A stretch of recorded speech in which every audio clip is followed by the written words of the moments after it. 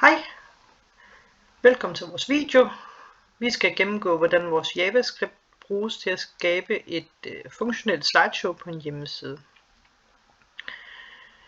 Vores JavaScript er et programmeringssprog, der bruges til at skabe interaktive funktioner på hjemmesider, og det gør det muligt for os at manipulere elementer på en hjemmeside dynamisk, uden at genindlæse siden. Selve dommen står for Document Object Model og repræsenterer vores HTML-dokument, som er det her, og er det interface, som vores JavaScript bruger til at manipulere med HTML og CSS.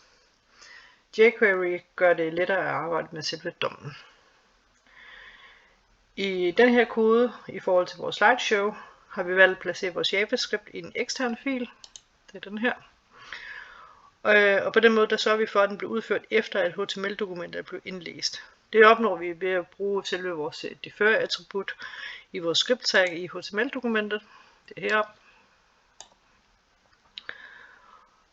Denne her praksis sikrer egentlig, at vi kun arbejder med dommen, når alt HTML og CSS indhold er blevet indlæst. I selve vores JavaScript, der bruger vi variabler som current slides, hvor vi jo har brugt det, der hedder let, til de variabler, der kan ændre sig. Kode let, det er et blokscope, og de virker derfor kun inden for den blok, den er indlæst i. Og const er brugt, hvis vi ikke ønsker, at en variabel skal ændre sig.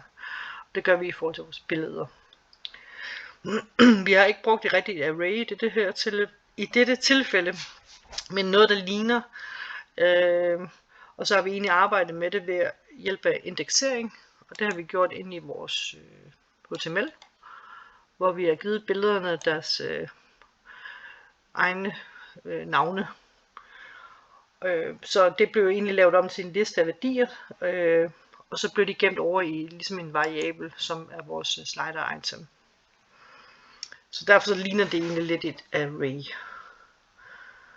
Vi har også nogle kontrolstrukturer i vores selve vores slide. Vi har den her if og else if. Dem har vi brugt for at sikre, at vi ikke går uden for vores rækkevidde af vores slides. Det vil sige, at hvis vi er på den første slide og klikker på forrige, så skal vi hoppe til den sidste slide. På samme måde, hvis vi er på den sidste slide og klikker på næste, så hopper vi til den første slide.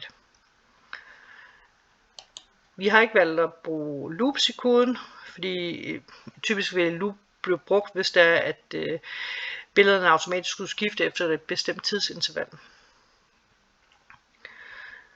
Når vi arbejder med jQuery, arbejder vi faktisk med objekter, som repræsenterer DOM-elementerne på siden. Vi kan manipulere disse objekter ved hjælp af jQuery-metoder som fade out og fade in for at skjule og vise slides. Dem har vi her. Og så har vi en funktion, der hedder showSlide, som er en central del af koden. Det er den hernede. Og det er den, der egentlig hjælper til med at organisere og genbruge koden.